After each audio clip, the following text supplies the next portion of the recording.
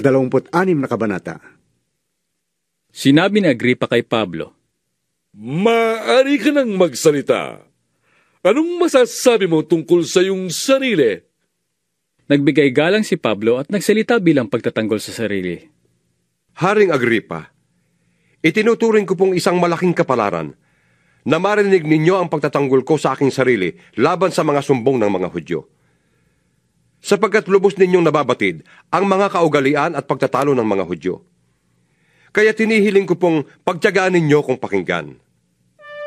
Alam ng lahat ng Hudyo kung paano ako namuhay mula pa sa pagkabata sa aking sariling bayan at sa Jerusalem. Matagal na nilang alam at sila na makapagpapatotoo kung kanilang iibigin na namuhay ako bilang kaanib ng pinakamahigpit na sekta ng aming relihiyon, ang sekta ng mga Pariseo. At ngayon nililitis ako dahil sa aking pag-asa sa pangako ng Diyos sa aming mga ninuno. Ang pangako ring yan ang inaasahan ng aming 12 lipi, kaya't sila'y taimtim na sumasamba sa Diyos gabit araw. At dahil sa pag-asa ring ito, Haring Agripa, ako'y isinakdal ng mga Hudyo. Bakit hindi mapaniwalaan ng mga naririto na maaaring buhaying muli ng Diyos ang mga patay? Akala ko rin noong una dapat kong gawin ang lahat ng aking magagawa laban sa pangalan ni Jesus na taga Nazaret. At ganoon nga ang ginawa ko sa Jerusalem. Maraming Kristiyano ang aking ipinabilanggo patay sa kapangyarihang kaloob sa akin ng mga punong pari ng mga Hudyo. At nang sila'y hatulan ng kamatayan, isa ako sa mga humatol.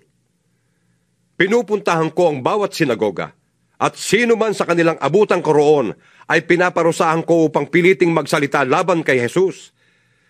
Sa tindi ng puot ko'y pinag-uusig ko sila kahit sa mga lungsod sa ibang bansa. Yan ang layunin ng pagpunta ko sa Damasco, taglay ang kapangyarihan at pahintulot ng mga punong pari. Nang katanghali ang tapat, habang kami naglalakbay, nakita ko, Haring Agripa, ang isang matinding liwanag mula sa langit. Ito'y maliwanag pa kaysa sa araw. Nakakasilaw ang liwanag sa paligid naming magkakasama. Kaming lahat ay natumba sa lupa. At narinig ko ang isang tinig na nagsabi sa akin sa wikang Hebreo, Saulo, Saulo, bakit mo ko pinag-uusig? Ikaw na rin ang masasaktan sa ginagawa mong yan. Para kang sumisipa sa tulis. At itinanong ko, sino po kayo, Panginoon? At kanyang sinabi, ako'y si Jesus na iyong pinag-uusig. Tumindig ka. Nagpakita ako sa iyo upang ikaw ay suguin. Magpapatotoo ka tungkol sa nakita mo ngayon at sa ipakikita ko pa sa iyo. Ililigtas kita sa mga tao at sa mga hintil na pupuntahan mo sa ngalan ko. Susuguin kita sa mga taong yon upang imulat ang kanilang mga mata. Ibalik sila sa kaliwanagan mula sa kadiliman. Iligtas sila sa kapangyarihan ni Satanas at ibalik sa Diyos.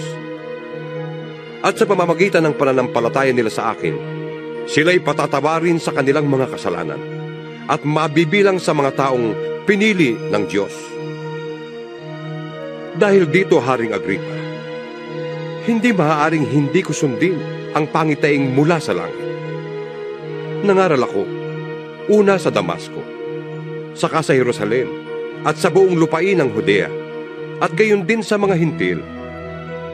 Ipinangaral kong dapat silang magsisi at lumapit sa Diyos, at ipakita ang kanilang pagsisisi sa pamamagitan ng mga gawa.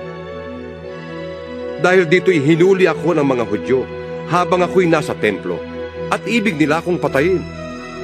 Ngunit hindi ako pinabayaan ng Diyos.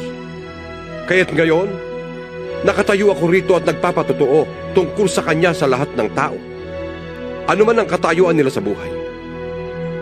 Wala akong itinuturo kundi ang mga sinabi ng mga propeta at ni Moises, na ang Kristo ay kailangang magdusa, at siya ang unang mabubuhay na muli upang magdulot ng liwanag sa mga Hudyo at sa mga hintil.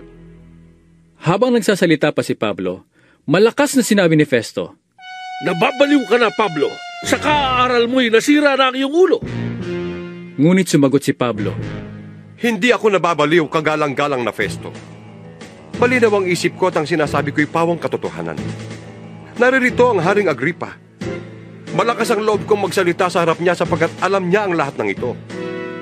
Tiyak na walang nalilingid sa kanya sapagkat hindi sa isang sulok lamang nangyari ito.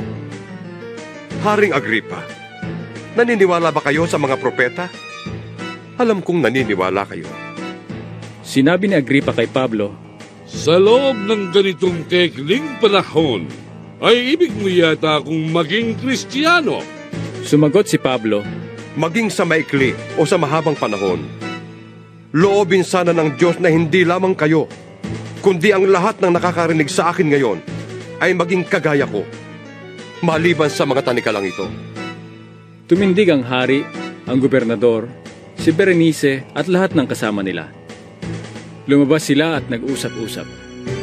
Ang taong ito'y walang ginawang anumang dapat hatulan ng kamatayan o pagkabilanggo. At sinabi pa ni Agripa kay Festo, Kung hindi niya lamang hiniling na idulog ang kanyang kaso sa emperador, maaari na sana siyang palayain.